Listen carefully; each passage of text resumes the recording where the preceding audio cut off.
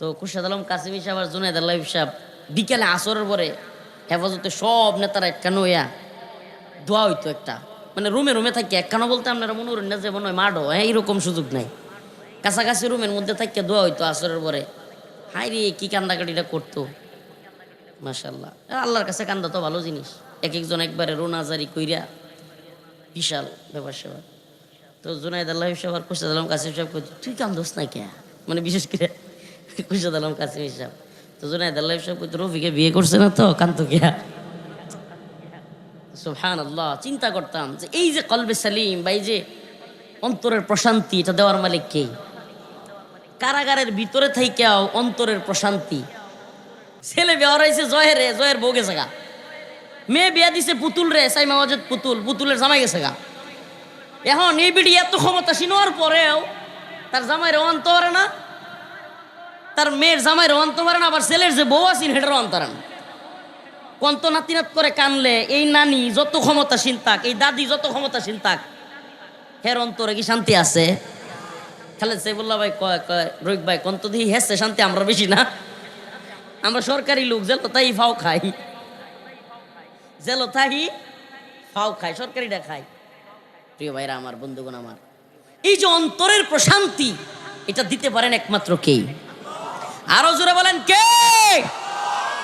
আমি এমন অসংখ্য রিক্সাওয়ালাকে দেখেছি, এমন অসংখ্য দিন মজুরকে দেখেছি, কোটিপতিদের চাইতেও তাদের অন্তরে শান্তি বেশি। ঘুমের ট্যাবলেট খায়া সারা রাত পায়সারি কইরা ঘুরে আর ঘুমাইতার না, কোটি টাকার মালিক, আর রিক্সা চালায়, রিক্সার মধ্যে নিয়ে বেটি তুলা বাদ দিছে, এইভাবে বস্তাতে বাইন দেওয়া, ওই যে ইয়াটিয়াতে বাইন দেয়া। আমরা ঋতুনার মানুষই তো কথা একবার বুঝতেছেন তো, কথা কইন যে বেটায় কথা কইন না কে রে, সেনামি উড়নেছে তো এইভাবে ইয়াটিয়া লুঙ্গি ডুঙ্গি দিয়ে বাইন দেয়া, তবন তবন তবন ছিলেন না, তবন টবন দিয়ে বাইন দেয়া, বেসায় নেয়া বেটি তুলা বাদ দেয়, কেতে রাইলো বইয়া ঠাইসে খায়, ও তুড়ি খায়, খায় আঠাশ করে ঘুমায় রে। সুবহানাল্লাহ, জাগাতি শুরু হয়েছে। এই যে প্রশান্তি, সুবহানাল্লাহ। আমাকে বলেন, এই লোকটা যদি ৫ ওয়াক্ত নামাজ পড়ে, স্ত্রীকে পর্দায় রাখে, হালাল হারাম, তার তো হারামের সুযোগ নাই, কারণ সে তো রিক্সা চালায় খায়। সুবহানাল্লাহ। আচ্ছা বলেন, সে যদি নামাজটা পড়ে, মহিলাকে পর্দায় রাখে, আল্লাহর বিধানগুলো মানে, হালাল হারাম বিবেচনা করে চলে, এই লোকটার আত্মা যে প্রশান্ত, এই লোকটা এত বড় পরিশ্রমী হয়েও, এই লোকটা দরিদ্র হয়েও যে প্রশান্তি তার মধ্যে আছে, এ দেশের অনেক কোটিপতিরাও সেই প্রশান্তির মধ্যে নাই। এই জন্য প্রিয় মুসলিম ভাই, প্রিয় মুমিন, প্রিয় যুবক, আমার প্রিয় ভাইয়েরা, বাবাজিরা, আপনাদের প্রতি আমাদের কথা হলো, আমরা যারা চিন্তা করি হুজুর নামাজ পড়ি কিন্তু টেহা নাই, পয়সা নাই, হুজুর রোজা রাখি কিন্তু আমার ঘরে অভাব অনটন, আর অমুক লোক সিটারি বাটপারি দুর্নীতি করে, হের শান্তির অভাব নাই, টেহা পয়সার অভাব নাই, ব্যবসা বাণিজ্যের অভাব নাই, হুজুর এই দুনিয়াটা কি তাইলে আমরা আল্লাহর কাম কইরাও, দিনের কাম কইরাও, মুসলমান হইয়াও আমরা অত ঝামেলা খেয়া? আল্লাহ রাব্বুল আলামিন বলেন, ওয়ালানাবলুওয়ান্নাকুম বিশাইইম মিনাল খাউফি ওয়াল জু'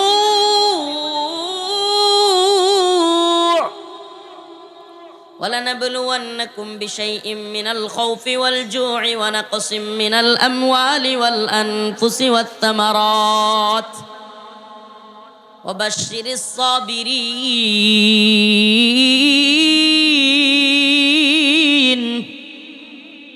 আল্লাহ রাব্বুল আলামিন বলেন, নিশ্চয়ই অবশ্যই নিশ্চয়ই অবশ্যই অবশ্যই তোমাদেরকে ওয়ালানাবলুওয়ান্নাকুম, প্রথমেও তাকিদ, শেষেও তাকিদ, লামে তাকিদ, নুনে তাকিদ, অবশ্যই অবশ্যই তোমাদেরকে পরীক্ষা করা হবেই।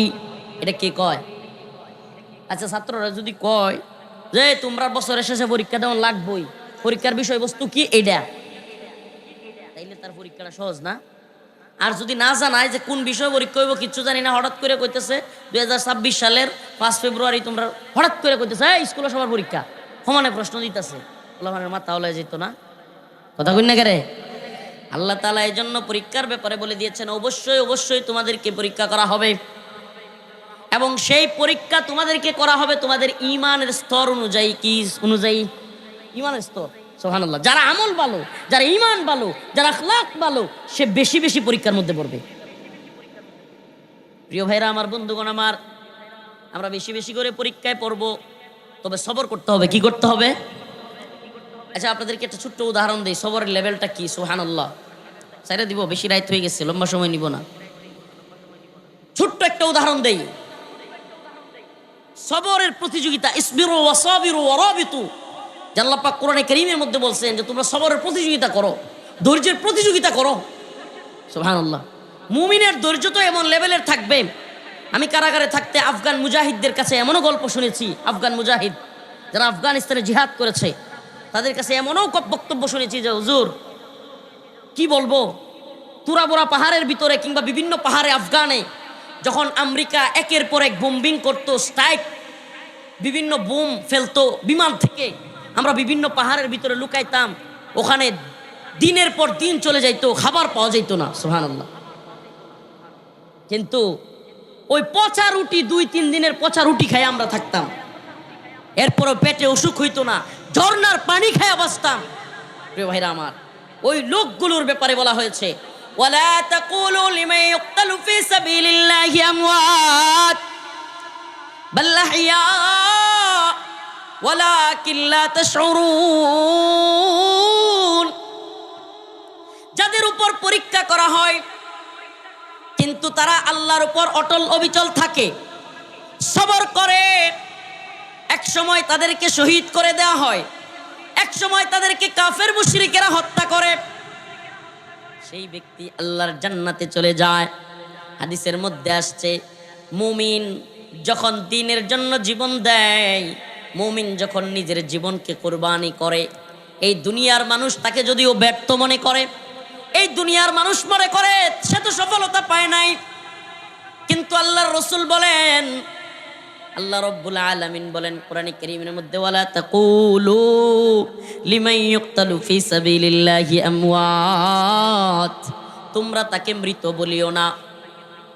একজন মুমিন যে আল্লাহর রাস্তায় জীবন দিয়েছে তাকে মৃত বলাও নিষেধ, সে তো শহীদ হয়েছে। মুমিনের শাহাদাত ব্যর্থতা হইতে পারে না। আল্লাহর রাসূল বলেন, মুমিনের আত্মাটাকে আল্লাহ পাক জান্নাতের সবুজ পাখির মধ্যে ঢুকায়া দেন, ওই পাখিটা জান্নাতের মধ্যে যায় উড়তে থাকে, ঘুরতে থাকে, যা মন চায় খাইতে থাকে, ঘুরতে থাকে, উড়তে থাকে। জান্নাতের সবুজ পাখি। আমাদের ভাই শরীফ উসমান হাদি চলে গিয়েছেন। এই লোকটার কথা আমি প্রায় প্রোগ্রামে বলি, বলতে চাই না, ভোলা যায় না। যে ছেলেটা দেশকে ভালোবাসতো, এই জাতিকে ভালোবাসতো, এই উম্মাহকে ভালোবাসতো, এই বাংলাদেশে একটা জাগরণ তৈরি করতে চেয়েছিল বাংলাদেশ থেকে যেন জুলুম দূর হয়, একটা ইনসাফের রাষ্ট্র প্রতিষ্ঠা হয়, যে দেশে কেউ কারো উপর মামলা বাণিজ্য করবে না, কেউ কারো উপরে জুলুম করবে না, অত্যাচার করবে না। আর সেই ছেলেটাকে এইভাবে দিনে দুপুরে জীবন দিতে হইল, কষ্ট লাগে।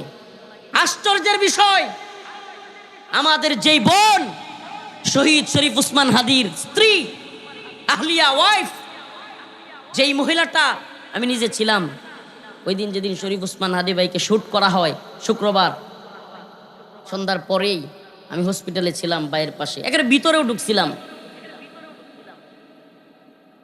এই শহীদ শরীফ উসমান হাদি ভাইয়ের ভাই ভিতরে আসছে, ওনার আত্মীয় স্বজন আসছে, কিন্তু দেখেন শহীদ শরীফ উসমান হাদির স্ত্রী কতটা পর্দানিসীন। সুবহানাল্লাহ, জেনারেল শিক্ষিত একটা যুবক, কিন্তু তার স্ত্রী এতটাই পর্দাসীন যে তার স্বামী ভিড়ের মধ্যে, বিশাল মানুষ, এখানে উনি আসেন নাই, দোয়া করেছেন ঘর থেকে, খবর রেখেছেন। আজকে সেই মহিলাটা, আজকে আমাদের সেই বোন, আজকের কথা, শহীদ শরীফ উসমান হাদি ভাইয়ের বিচারের বিলম্ব এত বেশি হচ্ছে। 5 বার তদন্ত পিছানো হয়েছে, 5 বার। ওই যে আপনারা সাগর রুনির নাম শুনছিলেন না, সাংবাদিক দম্পতি, সাগর রুনির বিচারের নামে 100 বার পিছানো হয়েছিল। আজকে আমাদের ভাই শহীদ শরীফ উসমান হাদির বিচার 5 বার তদন্ত পিছানো হচ্ছে। আজকে না পেরে বাধ্য হয়ে সেই পর্দানিসীন মহিলা, আমাদের সেই বোন শহীদ শরীফ উসমান হাদি ভাইয়ের স্ত্রী, আজকে ডক্টর মোহাম্মদ ইউনূসের বাসভবন যমুনার সামনে রাস্তায় আসতে বাধ্য হয়েছে। চিন্তা করেন একবার, এটা আমাদের জন্য জাতির জন্য লজ্জার। যে ছেলেটা বলেছিল যে আমি জানি, আমি যে সত্য কথা বলছি, বড় বড় নেতাদের বিরুদ্ধে, প্রশাসনের বিরুদ্ধে, আমলাদের বিরুদ্ধে, ভারতীয় আধিপত্যবাদের বিরুদ্ধে যেই বক্তব্য দিচ্ছি, আমি জানি হয়তো আমাকে এই কারণে শহীদ করে দেওয়া হবে, মেরে ফেলা হবে। আমি তো জানি যে আমি ছোট্ট একটা জীবন লিড করব, হয়তো অল্প বয়সে এই দুনিয়া ত্যাগ করব, কিন্তু আমার ইচ্ছা, আমার আকাঙ্ক্ষা যে আমাকে যদি মেরেও ফেলা হয়, অন্তত পক্ষে আমার বিচারটা যেন করা হয়। প্রিয় ভাইরা আমার, বন্ধুগণ আমার, হে যুব সমাজ, আজকে যেহেতু যুবকদের উদ্যোগে প্রোগ্রাম, আমরা তোমাদের কাছে জানতে চাই, ইন্টারিম গভর্নমেন্ট, আমেরিকার গোলামেরা, আমেরিকান দাসত্ব করা এই সরকার 2000 বা তার উপরে লাশের বিনিময়ে, আমাদের জেল জুলুমের বিনিময়ে, আমাদের আন্দোলনের বিনিময়ে, আমাদের রিমান্ডের নির্যাতনের বিনিময়ে যাদেরকে আমরা বসাইছিলাম, আজকে সেই সরকারের সময়ে আমাদের ভাইদেরকে হত্যা করা হচ্ছে এবং বিচারের নামে তামাশা করা হচ্ছে। বলেন 2024 সালের 5 আগস্ট ছাত্র জনতা বা আমরা, আমাকে তো চিনেন আপনারা, রাজপথে আমার মা, আমার শ্বশুর এখানে বসা, আমার আহলিয়া আমার শ্বশুর বাড়ি থেকে, আমার আহলিয়া আমার আম্মার কাছ থেকে বিদায় নিয়ে এরা কান্নাকাটি শুরু করেছিল, বিদায় নিয়ে রাস্তায় নেমেছিলাম। এমন অবস্থা ছিল যে ওই দিন রাস্তায় পাইলে ছাত্রলীগ যাকে তাকে গুলি করতেছে, কুপাইতেছে, পুলিশ গুলি করতেছে। এই অবস্থায় ঘর থেকে বিদায় নিয়ে বের হয়েছিলাম। মাঝে মাঝে চিন্তা করি যে এমন দিন দেখবার জন্য ঘর থেকে বের হয়েছিলাম যে আমাদের আন্দোলনের সাথীদেরকে, শহীদ শরীফ উসমান হাদি ভাই একসাথে আন্দোলন করেছি ঢাকায় একসাথে, আজকে সেই ভাইকে এইভাবে মেরে ফেলা হলো। আর আজকে এমন একটা পর্দানিসীন বোন, আজকে তাকে রাজপথে নামতে হচ্ছে। আমি মাঝে মাঝে আমার কথা চিন্তা করি, আমাদেরকে যদি শুট করে দেওয়া হয়, মেরে ফেলা হয়, আগামীকালকে না হয় আমাদের স্ত্রীদেরকে ওইভাবে আমাদের বিচার চাইতে গিয়ে রাজপথে নামতে হয়। এই দিন দেখবার জন্য আমরা হাসিনার বিরুদ্ধে আন্দোলন করি নাই। এই দিন দেখবার জন্য আবরার ফাহাদরা, আবু সাইদরা, মীর মুগ্ধরা জীবন দেয় নাই। ইন্টারিম গভর্নমেন্টকে আমরা সুস্পষ্ট হুঁশিয়ারি করতে চাই, ডক্টর মোহাম্মদ ইউনূস এবং তার উপদেষ্টাদেরকে বলি, যেহেতু আমাদের কথাগুলো এই ইউটিউবারদের মাধ্যমে, মিডিয়ার মাধ্যমে সকলের কানে পৌঁছায়, আমরা তোমাদেরকে হুঁশিয়ারি উচ্চারণ করি, আমাদের বোন শরীফ উসমান হাদির এই পর্দানিসীন বোনের গায়ে যদি একটা টুকা লাগে, ইউনূসের ভবনের ইটগুলো খুলে নিয়ে আসবো আমরা। সাবধান করে দেই, আমাদের পর্দানিসীন বোন কিংবা ফিরনাস, শহীদ শরীফ উসমান হাদির ছেলে যদি আহত হয়, তোমাদের একটার অস্তিত্ব বাংলাদেশে থাকবে না। আমাদের কথা শুধু কথা নয়, আমরা কথায় বিশ্বাসী নই, আমরা ওই বাটপাল নেতা নই যারা নিজেদের দলের কর্মীদেরকে মাঠে সাইরা দিয়া নিজেরা এসি রুমে বসে থাকে। আমরা ওই শ্রেণীর লোক না, আগে নিজেরা জীবন দিতে প্রস্তুত। আল্লাহ আল্লাহ বিল্লাহ, আল্লাহর কসম করে বলি, এমন একটা দেশ চাই যেই দেশে আল্লাহ না করো, খুন তো হইতেই পারে, যেহেতু আল্লাহ রসুল বলে গিয়েছেন কিয়ামতের আগে খুন খারাপই হবে, কিন্তু এই বিচারহীনতার রাষ্ট্র আমরা চাই না। এটা প্রশ্নটা শরীফ উসমান হাদির না। আমি জানি না আপনাদেরকে বুঝাইতে পারবো কিনা, আপনারা বুঝতেছেন কিনা। বিষয়টা শরীফ উসমান হাদির না, বিষয়টা জাতির, বিষয়টা এই ভূখণ্ডের মুসলিমদের, এই প্রজন্মের, তাওহীদবাদী প্রজন্মের, ভারতীয় আধিপত্যবাদ বিরোধী এই প্রজন্মের যুবকদের অস্তিত্বের প্রশ্ন। কেন আজকে শরীফ উসমান হাদির হত্যার বিচার না হইলে আগামীকালকে আরেকজন হত্যারও বিচার হবে না? আমাদেরকে মেরে ফেলা হবে, বিচার হবে না, বিচার পাবেন না আপনারা। আপনাদের আজকে বুঝতেছেন না আপনি, আমরা কেন আন্দোলনটা করতে চাই, কেন আমরা এইভাবে গর্জে উঠি, কেন আমাদের ভিতরে এই আন্দোলনের কিংবা আগুনের দাবানল জ্বলে ওঠে?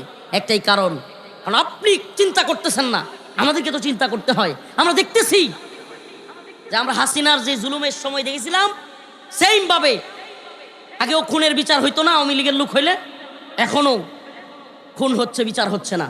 তাইলে আমাকে কি পরিবর্তন দেখালেন আপনি? কয়দিন পর পর আমরা জীবন দিব?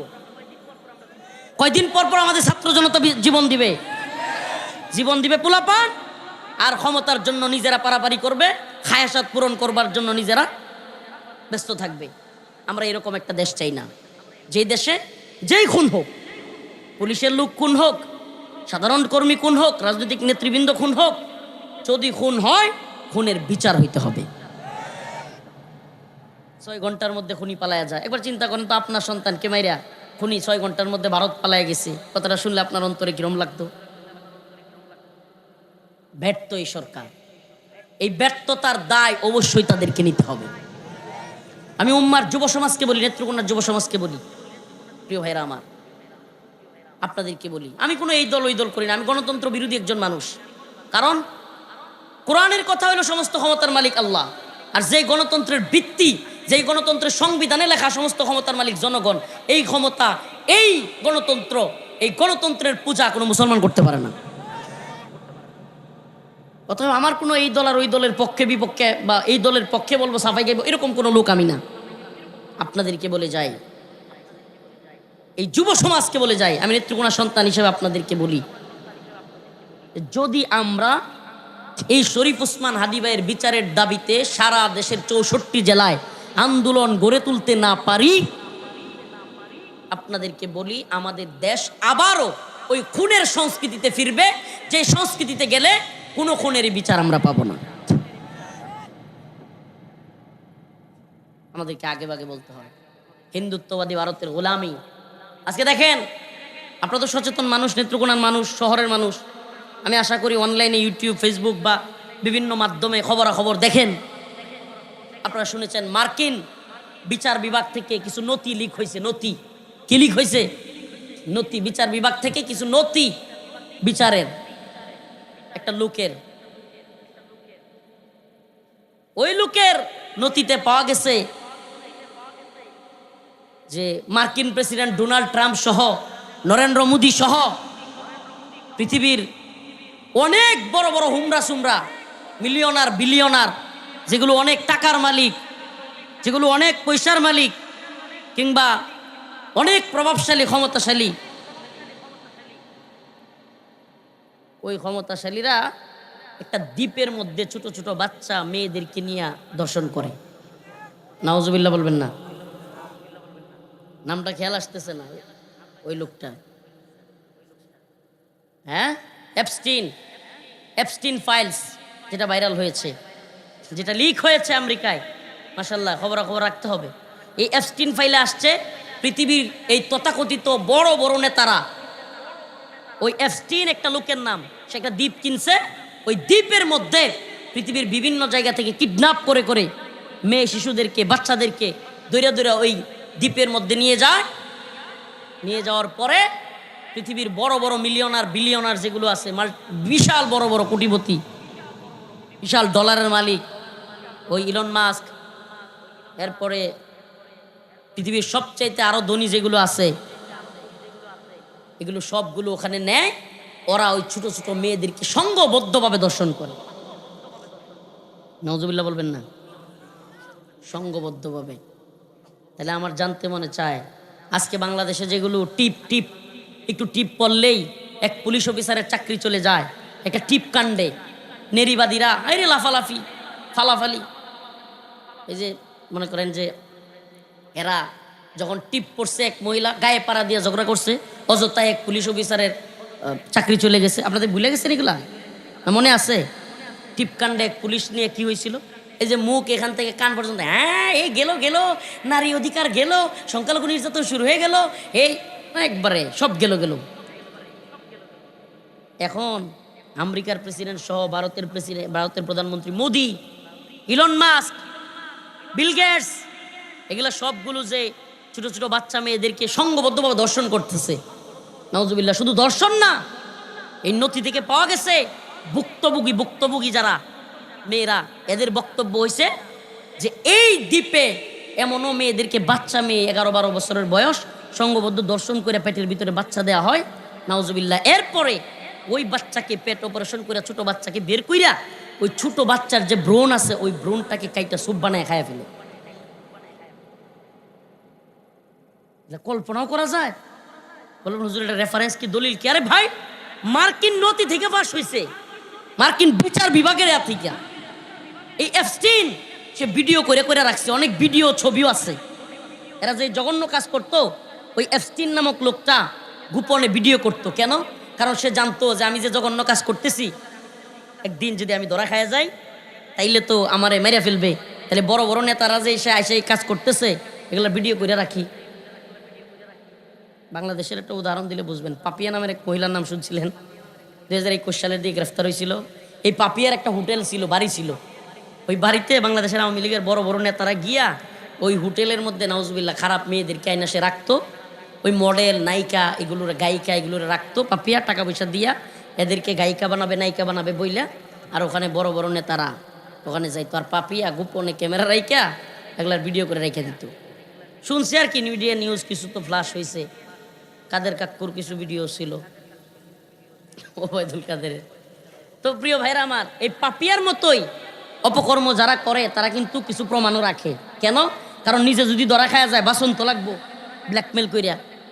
তো এফস্টিন সে তার দ্বীপের মধ্যে এভাবে ভিডিও কইরা কইরা ছবি এই বড় বড় নেতাদের রাখছে। নাউজুবিল্লাহ। প্রিয় ভাইরা আমার, বন্ধুগণ আমার, এখন নারীবাদীরা কোথায়? আমি 2 দিন আগে ফেসবুকে একটা পোস্ট করলাম কষ্টে। ওই যে হারানো বিজ্ঞপ্তি দেয় না, মানুষ হারানো বিজ্ঞপ্তি দেয়, এরপরে মাইকিং করে যে একটি হারানো বিজ্ঞপ্তি। বাংলাদেশে নারীবাদীদেরকে খুঁজে পাওয়া যাচ্ছে না। যেই নারীবাদীরা টিপকাণ্ডে কিংবা হেফাজতে পর্দার কথা বললে যারা কয় নারী অধিকার গেল গেল, এদেরকে এখন যখন মেয়েদেরকে সংঘবদ্ধ ধর্ষণ করা হচ্ছে, এদেরকে খুঁজে পাওয়া যাচ্ছে না। বাংলাদেশের কোনো সহৃদয়বান ব্যক্তি যদি তাহাদের পাইয়া থাকেন, আপন মনে স্ব ইচ্ছায় তাহাদেরকে আচ্ছা মতো জুতা মারবেন।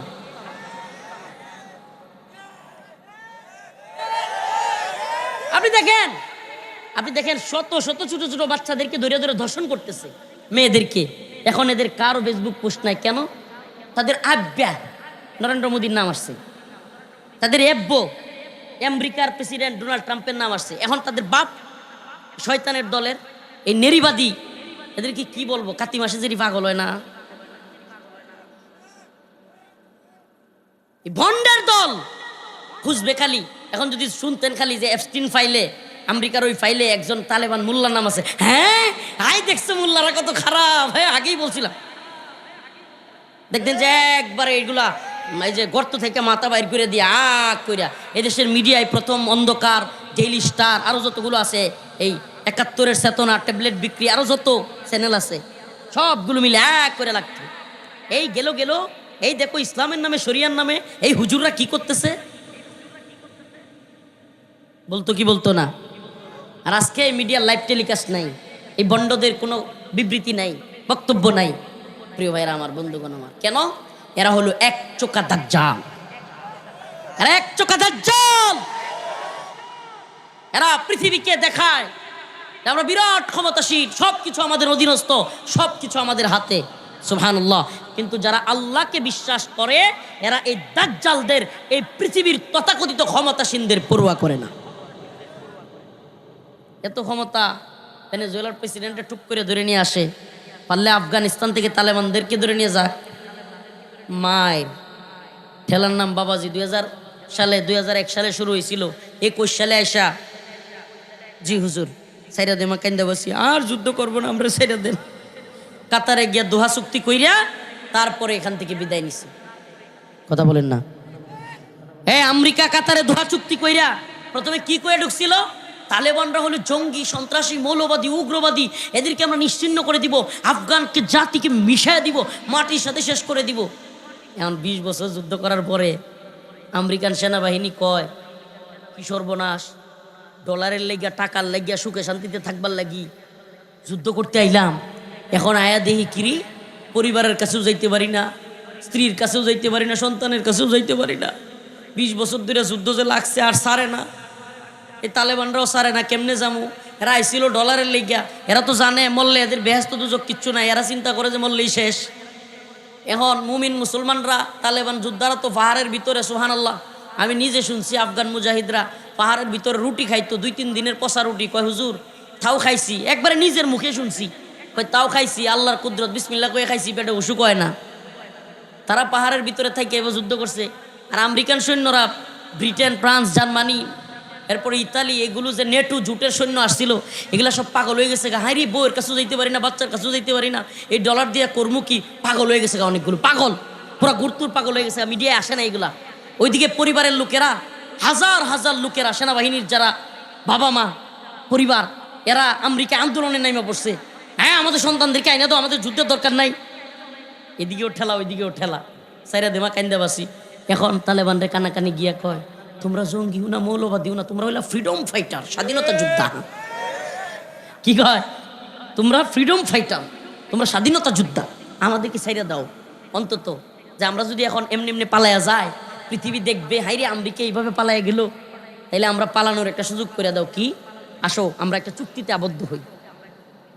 চুক্তির নামে সবাই, এই কথা কেন বললাম? মুসলমান, সবর করতে হবে, দিন শেষে বিজয় আমাদেরই হবে। বিজয় কাদের হবে? হে মুসলিম উম্মার যুবকেরা, তোমাদেরকে সুসংবাদ শোনা, ইনশাআল্লাহ এই তন্ত্র মন্ত্রের কবর রচিত হবে। উম্মার যুবকদের মধ্যে অলরেডি এই গণতন্ত্রের প্রতি ঘৃণা চলে আসতেছে। বিজয় আসবে দাওয়া, ইরদাদ, জিহাদ, শাহাদাতের মাধ্যমে। অচিরেই বাংলার জমিনে কালেমার পতাকা পথ করে উঠবে ইনশাআল্লাহ। আসবে, বিজয় আসবে। এই গণতন্ত্র আস্তে আস্তে মানুষ, আওয়ামী লীগ, বিএনপি, এই চরমোনাই, জামাত, এনসিপি, গণতান্ত্রিক দলগুলো, এগুলো থেকে মজা উঠে যাচ্ছে আস্তে আস্তে মানুষ। এই 12 তারিখ গেলে আরো উঠে যাবে। এই পক্ষ ওই পক্ষ বলতেছি না, এমনি গণতন্ত্রের প্রতি মজা উঠে যাচ্ছে। যেই গণতন্ত্রে পীর সাহেব হুজুর, শাইখুল হাদিস আল্লামা, মনে করেন আহমদ আলী সাহেব, শেওলার পীর সাহেব হুজুর, নাম শুনছেন না? আমাদের নেত্রকোনার পীর সাহেব হুজুর, মনে করেন সুতারপুরি হুজুর, কিংবা নেত্রকোনায় আরো এক দুজনের নাম বলেন, বড় হুজুর যারা, উনাদের বুটের মূল্য যা একটা, আহমদ সাহেব, শাইখুল হাদিস, শেওলার পীর সাহেব, উনি বুট দিলে বুট পাষ্ট হইব। আরেকজন এই যে সুর বাটপার চিন্তাকারী বুট দিলে, চিন্তা করছেন? এই নিয়ে অবস্থা। প্রিয় ভাইরা আমার, এই জন্য আমি গণতন্ত্রের বিরোধী মানুষ। কেন? কারণ যেখানে বলা হয় সমস্ত ক্ষমতার মালিক জনগণ, নাউজুবিল্লাহ, এটা সুস্পষ্ট শিরিক। যেখানে আল্লাহর আইনগুলোকে পরিবর্তন করা হয়, সংসদে সুদের লাইসেন্স দেওয়া হয়, মদের বারের লাইসেন্স দেওয়া হয়, পতিতালয়ের লাইসেন্স দেওয়া হয়, এটা কোনো মুসলমানদের তরিকা হইতে পারে না। আমরা মানুষকে বোঝানোর চেষ্টা করি। অনেকে আমরা বলে, হুজুর আপনারা এগুলো বইলা বইলা শেষ করে দিতেছেন, দিন প্রতিষ্ঠা করে ফেলবে। পৃথিবীর 1 ইঞ্চি ভূমিতেও এই গণতন্ত্রের মাধ্যমে আল্লাহর আইন প্রতিষ্ঠা হয় নাই। একমাত্র বিজয় আসবে মুসলমানদের দাওয়া, ইরদাদ, জিহাদ, শাহাদাতের মাধ্যমে। পথ কোনটা? অনেকে বলে, হুজুর আপনাদের পথ কোনটা? তাইলে পথ সুস্পষ্ট, আল্লাহ রাসূলের পথ। কুতিবা আলাইকুমুল কিতাল ওয়া হুয়া কুরহুল লাকুম আসা আন তাকরাহু শাই'আন ওয়া হুয়া খায়রুল লাকুম ওয়া আসা আন তুহিব্বু শাই'আন ওয়া হুয়া শাররুল লাকুম। পথ ক্লিয়ার। আল্লাহ বলছেন, তোমরাও পছন্দ করলে কি হবে? তোমাদের উপর কিতাল, তোমাদের উপর যুদ্ধকে আমি ফরজ করেছি। সুবহানাল্লাহ। কি করেছি? আখেরি কথা বলি, আপনাদের কাছে বলে যাই, আখেরি পয়গাম, দিন শেষে আল্লাহর কাছে আমাদেরকে ফিরে যেতে হবে। আল্লাহ পাক বলেছেন, যারা আমার পথে শহীদ হবে, আল্লাহ পাক তাদেরকে জান্নাতের সর্বোচ্চ মাকামের স্থানে রাখবেন। জান্নাতের সবুজ পাখি হইয়া আমরা ঘুরবো, থাকবো। আল্লাহ যদি আমাদেরকে ক্ষমা করেন, শহীদ হিসেবে কবুল করেন, এই দুনিয়ার কোনো পেরেশানি নাই। আমরা নামাজ পড়বো, হালাল পথে চলবো। এই যুবক ভাইদেরকে বলি, সাবধান, কোনো নেতার কথায়, কোনো দলের কথায় এক ভাই আরেক বাইরে গিয়া ছুরি দিয়া, চাকু দিয়া গায়ে মাইরো না। ওই যে নেত্রকোনায় তো এক জায়গার নাম আছে কুরপার, কি নাম, খালি খুরদা টান মারতো আগে, খুরদা টান মাইরো না। প্রিয় ভাইরা আমার, নেতা নেত্রীর কথায় কোনো ভাইয়ের উপর জুলুম করা যাবে।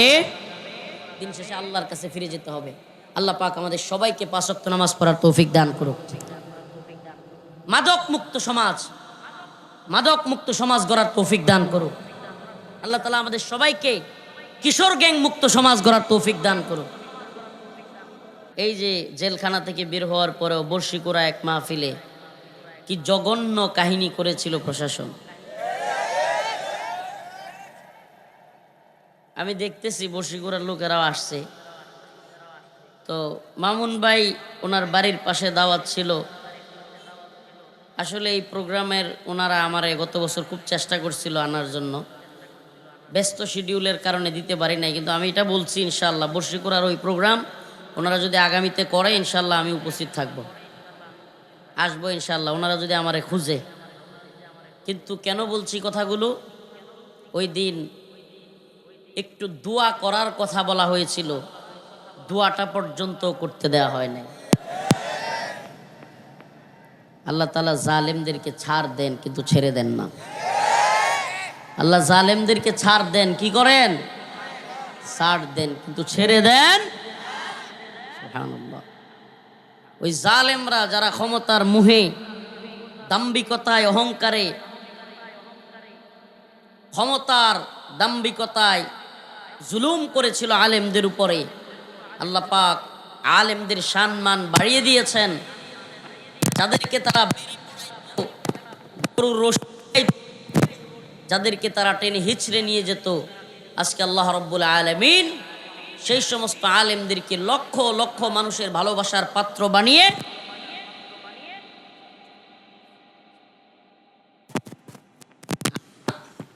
জালেমের দল আজকে পালিয়ে এখান থেকে ওখানে, ওখান থেকে ওখানে যাওয়ার কোনো জায়গা নাই। সমস্ত ক্ষমতার মালিক কেডা? নাকি জনগণ? সমস্ত ক্ষমতার মালিক কে? কুলিল্লাহুম্মা মালিকাল মুলক তুতিল মুলকা মান তাশা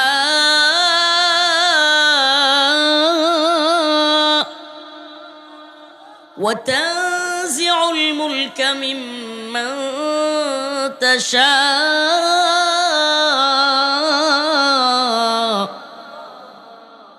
وتعز من تشاء وتذل من تشاء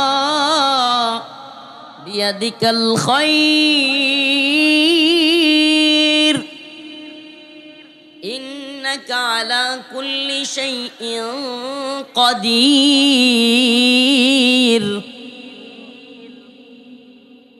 আল্লাহ তাআলা ঘোষণা করতেছেন, স্পষ্ট ঘোষণা, যে হে দুনিয়ার তথাকথিত ক্ষমতাসীনরা, জেনে রাখো আমি আল্লাহ সমস্ত ক্ষমতার মালিক, সমস্ত মুলুকের মালিক।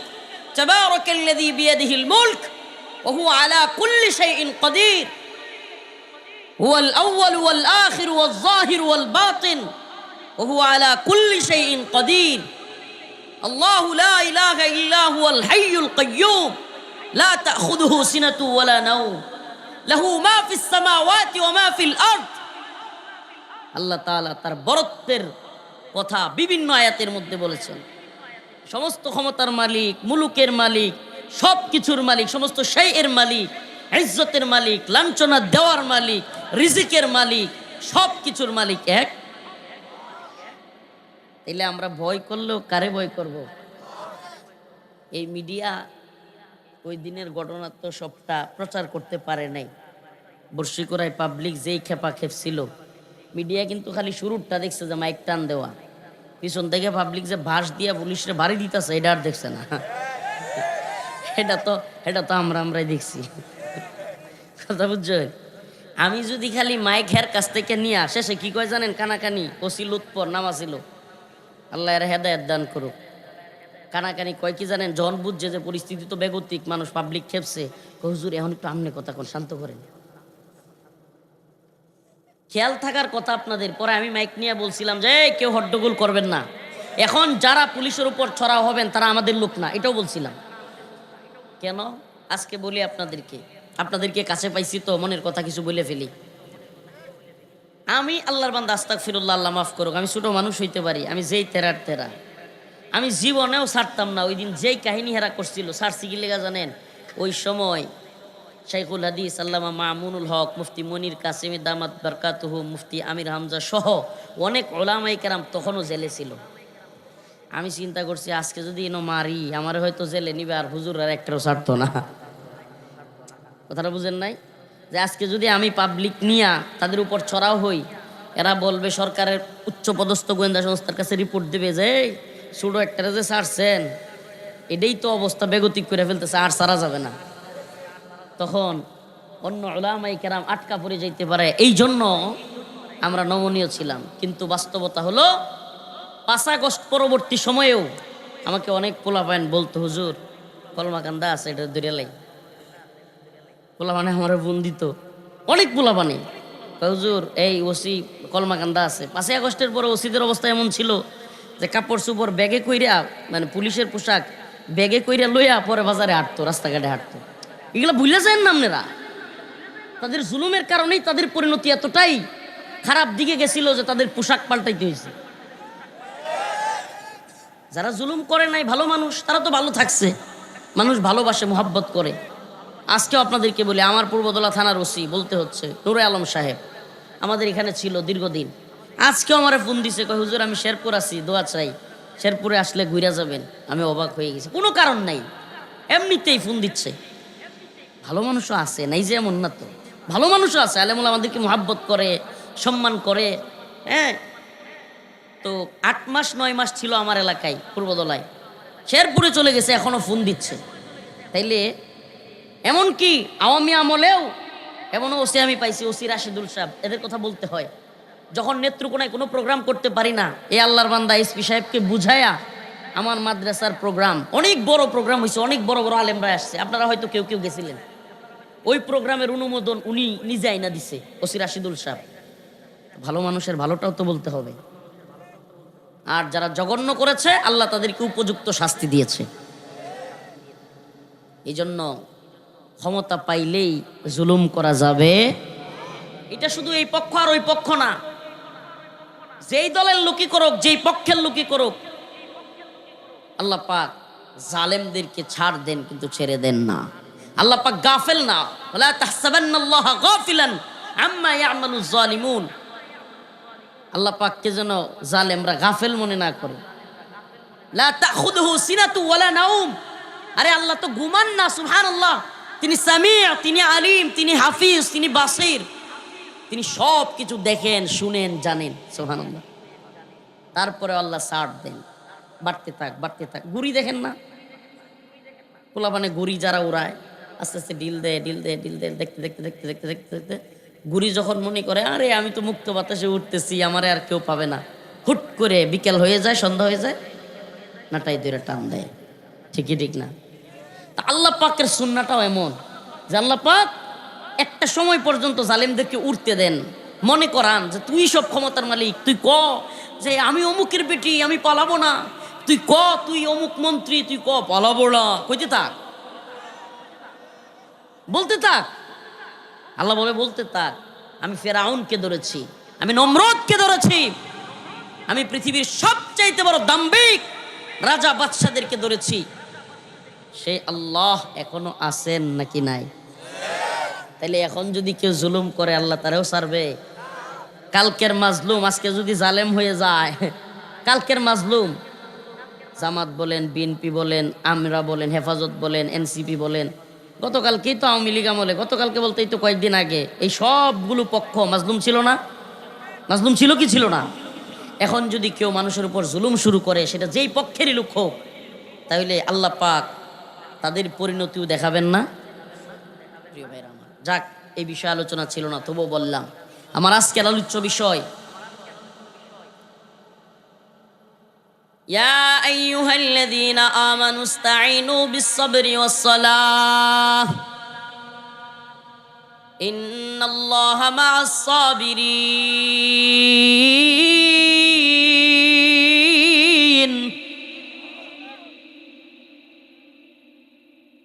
ولا تقولوا لمن يقتل في سبيل الله أموات بل أحياء ولكن لا تشعرون। আমি আলোচনায়, মূল আলোচনায় ঢুকবার আগে আরেকটা বিষয় বলে নিই আপনাদেরকে। আপনারা জানলে কিছুটা অবাক হইতে পারে।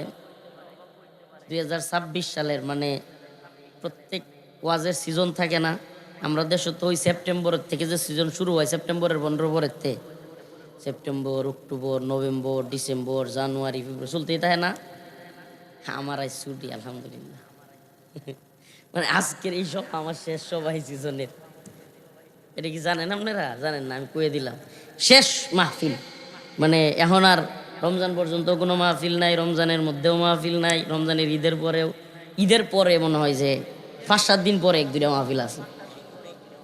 এলে ছুটি না বাবা, আল্লাহর রাস্তায় একটু চুপতে হইল। ছুটি না আমার, কি ছুটি? মাদ্রাসায় পরীক্ষা হনের পরে পোলাপানটা যখন 2-3 মাস পরে 27টা দিনের ছুটি দেয়, পোলাপানের যেমন ভাল লাগে না, আমার আজ এরকম ভাল লাগতেছে। এ লেগে আমি আইসাই কইছি, আমি জানি তো লোক তো হেনতে, আমি ওই রাস্তার থেকে কইছি, এই সাবধান, কোনোটা বাসি উফু দিস না। লোক একজন আছে মাইকে ওয়াজ করতেছে যে বাসি উফু দিবি না, শিক্ষা টিক্ষারও পারবি না, অমুক হুজুর তমুক হুজুর আগমন, কেউ ভাই কইস না, আমার বিপদ বলাইস না। আয়া বইছি, পরেও কইলাম না যে আপনি বয়ান করে নাই, শুনতাম আইছি। তো আজকে আসলে ভালো লাগতেছে। কেমন ভালো লাগতেছে? মাদ্রাসা বন্ধ হইলে যেমন ছুটি দিলে পোলাপান কিরম খুশি হয়, মাদ্রাসার পোলাপানে বুঝবো এটা। 2-3 মাস পরে মাদ্রাসা ছুটি হইলে পরীক্ষা টরীক্ষা হইয়া মাথাটা যেমন এক্কারে আজার হয়ে যায়, হ্যাঁ আমারও এরকম লাগতেছে। আলহামদুলিল্লাহ। এটা এটা আপনাদেরকে বুঝাইতে পারবো না। আপনি হঠাৎ করে একদিন মাহফিল শুনতে আসছেন, তো রাত 1-2টা বাজে, হুজুর আমার কি? প্রতিদিন যদি এইভাবে 2টা-3টা পর্যন্ত ওয়াজ মাহফিল কইরা প্রত্যেক দিন ফজরের পরে ঘুমানি লাগে, এই সোয়ালের খাওয়ান খাইলো ফজরের পরে, জোহরের খাওয়ান খাইলো ওই মাগরিবের সময়, মানে এটার কোনো রুটিন নাই। মানুষ দিনও খায়, আমরা খাই রাত কইরা। মানুষ রাত্রে ঘুমায়, আমরা দিনও ঘুমাই। 5-6 মাস এটা কি চলে? মানে রাত্রে ঘুমাইতেই পারি না, প্রত্যেক দিন দিনও ঘুমানি লাগে, ফজরের পরে জোহর পর্যন্ত।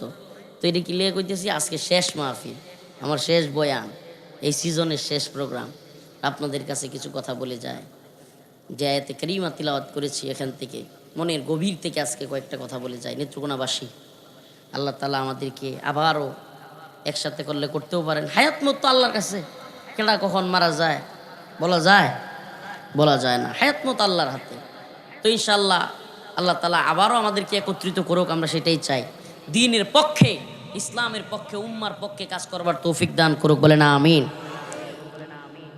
يا أيها الذين آمنوا استعينوا بالصبر والصلاة إن الله مع الصابرين ولا تقولوا لمن يقتل في سبيل الله أموات بل أحياء ولكن لا تشعرون ولنبلونكم بشيء من الخوف والجوع ونقص من الأموال والأنفس والثمرات وبشر الصابرين সূরাতুল বাকারা আয়াত নাম্বার 153 এবং 54 আয়াতে কারিমার মধ্যে আল্লাহ রাব্বুল আলামিন শহীদদের মর্যাদা বর্ণনা করেছেন। মুমিনদেরকে আল্লাহ পাক পরীক্ষা করবেন এই ব্যাপারেও বলেছেন। মানে আমরা যারা মুমিন দাবি করি, ইমানদার মুসলমান, আল্লাহ তাআলা তাদেরকে পরীক্ষা করবেন, এটা কনফার্ম। কি করবেন? অতএব কোনো মুমিন যদি বিপদে পড়ে, মুসিবতে পড়ে, টাকা পয়সার অভাব অনটনে পড়ে, কিংবা যে কোনো ধরনের ঝামেলায় পড়ে, তাইলে এই মুমিন যেন এটা মনে না করে যে আমি নামাজ পড়ি, আমি রোজা রাখি, আরে খালি ঝামেলা খালি আমারই। হিন্দু বেটার কোনো ঝামেলা নাই, আরে অমুক সুদ খায়, ঘুষ খায়, বাটপারি করে, হের কোনো ঝামেলা নাই, হের টাকা পয়সার অভাব নাই, আর খালি ঝামেলা আমার উপরে। সুবহানাল্লাহ। প্রিয় ভাইরা আমার, আল্লাহ পাক যাকে যত বেশি ভালোবাসেন, যার ইমানের শক্তি যত বেশি, আল্লাহ তাআলা তারে পরীক্ষাও করেন তত বেশি। এই যে খুরশিদ আলম কাসিমি সাহেব, এই যে আরো বক্তা যেগুলো আছে, আইজুল হক ইসলামাবাদী সাহেব, হ্যাঁ, আরো যারা আছেন মোটামুটি, নৌ মুসলিম ওসেক বিল্লা নোমানি ভাই, আলী হাসান উসামা সাহেব, একসাথে জেলো ছিলাম। তো উনি থাকলে ভালো হইতো, কথাটা কইলে সাক্ষী পাইতাম একজন। আল্লাহর কি কুদরত, আল্লাহর ইচ্ছা, সুবহানাল্লাহ। আমি খুব ফুরফুরে মেজাজে থাকতাম, বুঝছেন।